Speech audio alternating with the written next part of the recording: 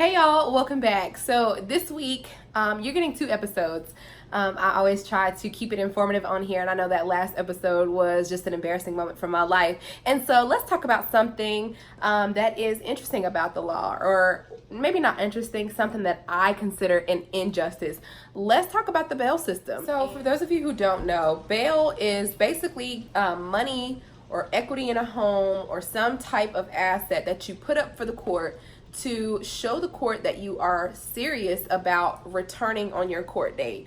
And so basically it's like an assurance to the court that I'm going to show up, I'm going to be an active defendant in my case, and if not, you get to seize whatever property or assets that I have given over. That's essentially what bail is. It is a guarantor that you're going to show up at court. Something that I really want to stress is that bail is implemented before a person ever goes to trial or takes a plea. So before a person is convicted, before someone is found guilty of a crime, you have to pay a bail to get out of jail to even live your life before going to trial. So let me give you an example.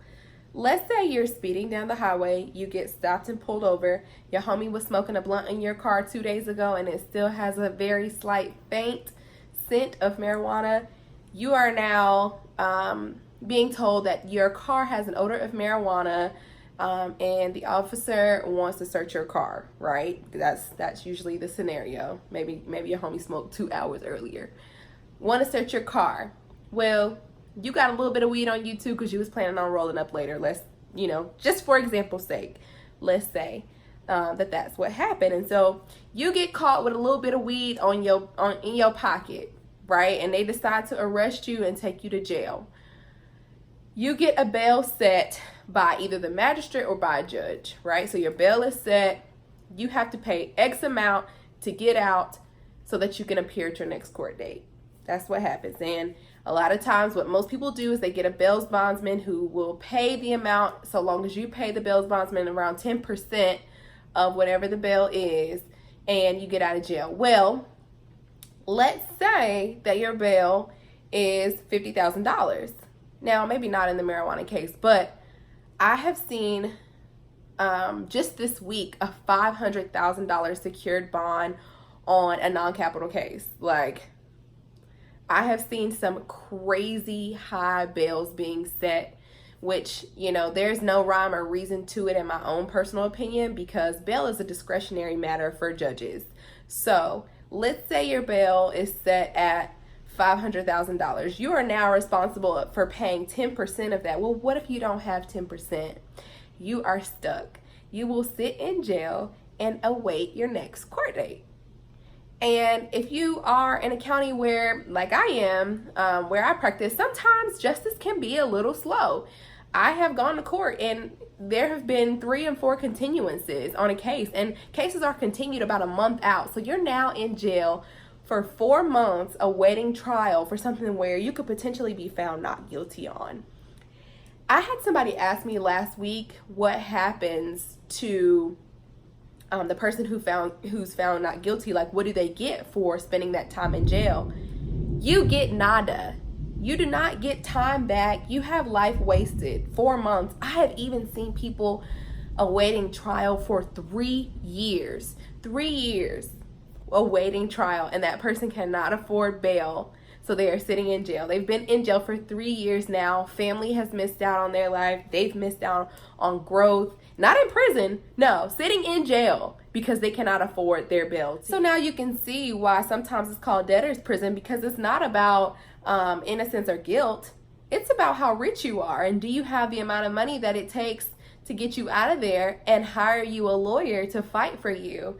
Another big issue is when somebody comes in for their court date. Let's say there's a jury trial. A person who is in a orange suit looks much more guilty than a person who's come out of jail and is able to dress professionally, dress in a nice suit for their court date. It's just, there's natural biases there. When you see a person in an orange suit, the natural brain thinks guilty. And so you have all of these issues that come about because a person is poor and can't afford their bond. In North Carolina, 86% of people who are sitting in jail right now have not even been convicted of a crime. So we say that we live in a nation where you're innocent until proven guilty, but it honestly seems like our country says that you're innocent until you're proven poor. If you cannot afford your bail, you just have to sit and wait. And, sorry, that's kind of what the court system says. But let's talk about the implications of sitting in jail for even just 2 days. Have y'all ever missed 2 days of work? What happens? You get fired. If you're not really connected to your job, if you don't have a job where they're sincerely invested in you, honestly, most jobs, period, ain't gonna say, oh, okay, it's fine, you sitting in jail, we'll wait for you. Like, no, you lose your job, right? You can also lose custody of your kids. If you're sitting in jail, let's say you're a single parent, you're sitting in jail, you don't have anybody to take your kids. Guess who takes your kids? DSS, the Department of Social Services. So it's not like, people are going to jail and it's like, oh, whatever. No, like it's a very serious situation because people's lives are significantly impacted by sitting in a box. Not only that, but there can be some pretty significant mental impacts that come from sitting in a prison. Y'all know how I feel about jails, but, and I'm not saying that, there aren't people in the world who need a timeout for a night, because there are. Like, you don't need to just be out here acting reckless and killing people. There are some people who need a timeout for the night, right? Until they can figure out life. That's not what I'm talking about. The fact that we are allowing people to sit in jail after they haven't even been found guilty of anything just sickens me. And I feel like it's all of our duty, not just me as a lawyer. It's your duty to do something about it as well. So what can we do, Aviance girl? I'm always big on civic engagement. Contact your lawmakers. Your local lawmakers, your local politicians, your local enforcement offices. Contact these people and express how you feel. Put some pressure on people to really wake up and see how these issues are affecting real people. A lot of times when you're rich, you don't think about the problems of the poor. And so bringing those issues to forefront is important. Another thing that we can do is to encourage officers to merely write citations instead of, actually arresting people and issuing a summons. Just write a citation and require that person to show up at their court date, because there are some actual responsible human beings in the world who will show up without having to go to jail and pay $10,000 to prove that to you.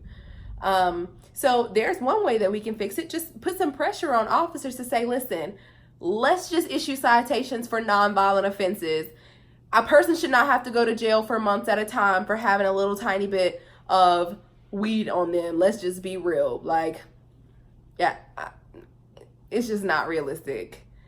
Another thing that we can do is expand pretrial release. So pretrial release, first of all, it's not in all counties across North Carolina or in all counties across the United States. So pretrial release is provided through pretrial services, in which a branch of the court system agrees that they will do weekly check-ins with you, and they also put some stipulations within a contract to ensure that you will show up at your next court date. So that may mean you going through a drug class while you're on pretrial release. Whatever they impose, you have to do something, but you're not having to pay hundreds of thousands of dollars to get out. It's just a contract that you sign saying that you will appear back in court, and you have to check in with someone weekly and meet these stipulations. Again, not completely unflawed, but it's something better than having to rot in jail. Right? One of the requirements of pretrial release is that you have an actual physical address where somebody can, do check-ins and make sure that you have someone to make sure that you have an actual physical location where you are residing at, because they don't want you to just be out here in the streets.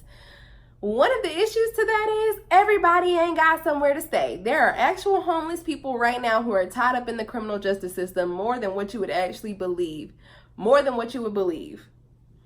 I've been in court before where I saw somebody who qualified for pretrial release, and the pretrial services team really wanted that person in because they felt like they could benefit, but they did not have a physical address.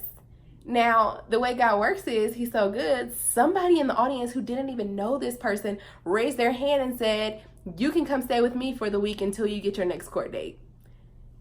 Crazy. Craziest thing I'd ever seen. Like, they didn't even know each other. But the thing is, everybody doesn't have a person in the crowd who's willing to let them come stay with them for a week. Honestly, I don't even know if I would let a stranger come and stay with me for a week, but whatever, that's neither here nor there. The issue is we have to expand these services to people, and so that we're not criminalizing poverty as opposed to crime.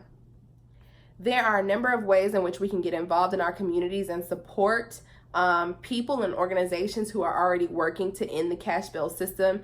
Right here in North Carolina and all across the United States, we have the American Civil Liberties Union. We have different organizations all across the country who's working to end this system. And so you can get involved in those organizations. Like I said earlier, you can contact your state congressmen and women to push and impose some change within the court system, because we should not be making people sit in jail for a crime that they have not yet been convicted of. That's all I have to say about it, y'all. I'm going to get off my soapbox here. We can talk about it more in the comments if you want. And until next time, I'll see y'all later. Bye. Thanks for tuning in.